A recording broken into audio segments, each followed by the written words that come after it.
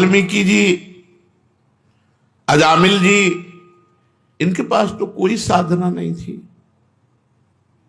केवल उल्टे पुल्टे भगवान का नाम जप किया। भगवान की नाम महिमा ने घुंघची को जवाहरात बना दिया, घुंघची को जवाहरात बना दिया, अर्थात जो बेकार था उसे महामूल्यवान बना दिया उल्टे पुल्टे नाम जप करने से। परम रत्न स्वरूप हो गया, वो भगवत स्वरूप हो गया। गोस्वामी जी कह रहे हैं, राम ते अधिक नाम कर तब, जेहि किए नगर गत गामो, भय बजाई दाहिने जो जपी, तुलसीदास से बामो। नाम की शक्ति नामी भगवान से भी अधिक है, क्योंकि भगवान नाम जापक के अधीन हो जाते हैं, नाम नामी को अधीन कर लेता है। इस नाम ने ग्रामीण मनुष्यों को भी परम चतुर बना दिया, परम विद्वानों को भी जो दुर्लभ है वो ज्ञान प्रदान कर दिया ग्रामीणों को। ग्रामीण का तात्पर्य जो अनपढ़ गंवार, वो भी भगवान का नाम जप करके परम प्रवीण बन गए। असभ्यों को परम पुनीत महात्मा बना दिया नाम ने। गोस्वामी जी कह रहे हैं, इसी नाम को जप कर तुलसीदास सरीखे बुरे जीव, डंके की चोट से कहता हूं अच्छे हो गए, डंके की चोट से कहता हूं अच्छे हो गए। तुलसीदास जी कहते हैं, हमारे जैसे बुरे जीव नाम के प्रभाव से, डंके की चोट से कहता हूं अच्छे हो गए। फिर जो अच्छे लोग नाम जप करेंगे तो उनका क्या महान भाव होगा। इसलिए भगवान का नाम सर्वोपरि, जो भगवान से भी अधिक बढ़ करके है। साधना में शीघ्र लाभ मिले, इसके लिए क्या करना चाहिए। इसमें तीन चीजों की नितांत आवश्यकता है, तीन बातों की नितांत आवश्यकता है, जिससे आपकी साधना शीघ्र बढ़ेगी और फलदायी हो जाएगी। जितने भी भजन विरोधी भाव हैं उनका त्याग करना, चाहे वो व्यक्ति हो, चाहे वो वस्तु हो, चाहे वो स्थान हो, चाहे वो अंदर की वृत्ति हो। वृत्ति, व्यक्ति, वस्तु, स्थान के संग से जिससे हमारा भजन छूटे उसका त्याग कर दे। उस वृत्ति का, उस व्यक्ति का, उस भोजन का, उस वस्तु का, उस पदार्थ का, उस स्थान का, जहां हमें भजन में बाधा पड़ जाए। अगर शीघ्र साधन बढ़ाना है, भगवत प्राप्ति करनी है, तो ये नियम लेना है कि जिस व्यक्ति के संग से भजन छूटे, जिस वस्तु के खाने से भजन छूटे, जिस स्थान में जाने से भजन छूटे, जिस दृश्य के देखने से भजन छूटे, वो हमें सब छोड़ देना चाहिए। शीघ्र आपकी साधना बढ़ेगी और भगवत प्राप्ति के योग्य आपको बना देगी। पहला, वस्तु, व्यक्ति, स्थान जो हमारे भगवत चिंतन को छुड़ाए, उससे हमें दूरी बना लेना है। दूसरा, निरंतर भगवत भजन को पकड़े रहना है।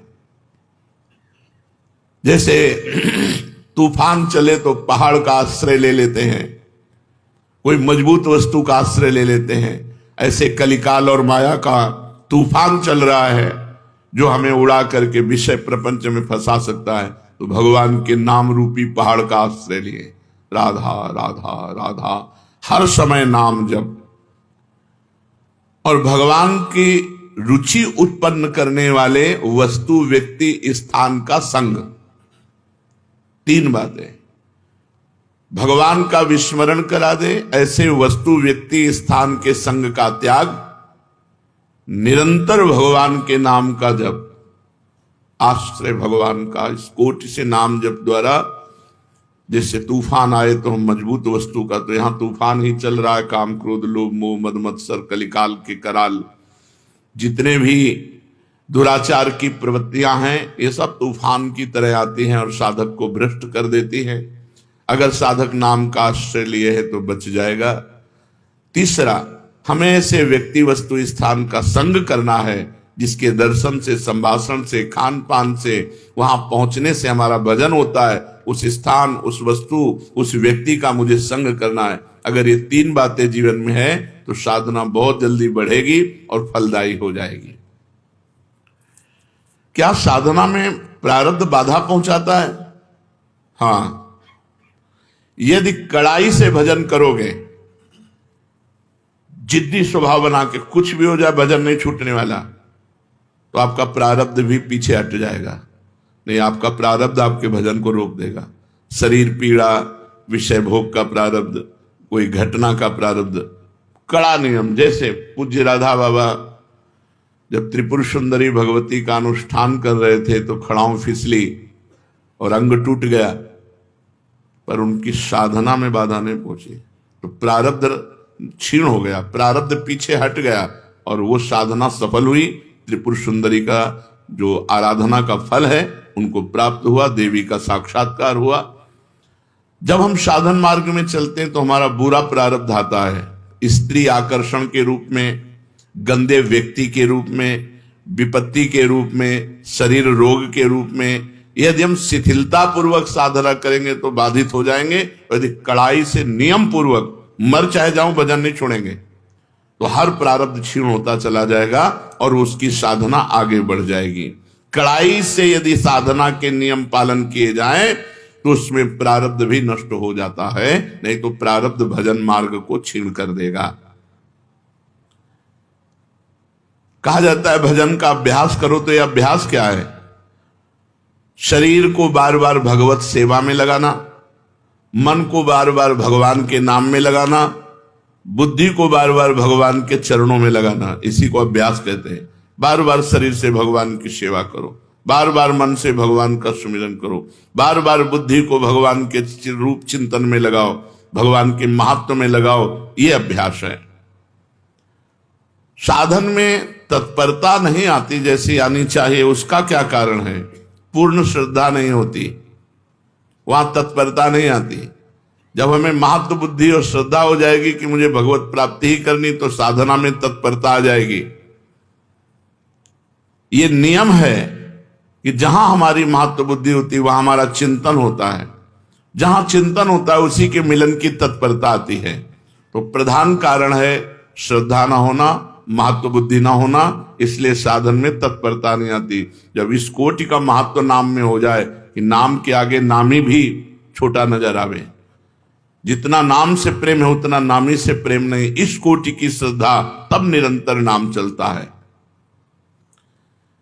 साधना में जीवन किसे कह सकते हैं? सरल और साधु। सरल और साधु में जीवन साधना में जीवन होता है। साधना में जीवन, सरल जीवन, साधु में जीवन। संत सरल चित जगत हित जान स्वभाव सने, जिनका स्वभाव होता है संत सरल चित, सरल चित, सरलता और साधुता, ये साधना का स्वरूप है। अगर साधन ठीक कर रहा है तो सरल और साधु स्वभाव वाला होगा। साधु स्वभाव क्या है? कभी किसी से कुछ ना चाहना, निरंतर परहित करना, बड़े से बड़े कष्ट को सह करके भी किसी से सहायता ना लेना, ये सब साधुता के अंतर्गत आता है। एक साधन में फल ना दिखाई दे तो क्या दूसरा साधन करने लगना चाहिए? नहीं, जो साधन गुरु से मिले आजीवन एक ही साधन करना चाहिए। जो साधन को छोड़ते बदलते रहते हैं उन्हें कभी भगवत प्राप्ति नहीं होती। 10 दिन नाम जप किया, 15 दिन योग किया, 20 दिन वो वैराग्य किया, ये ऐसे लोग ठीक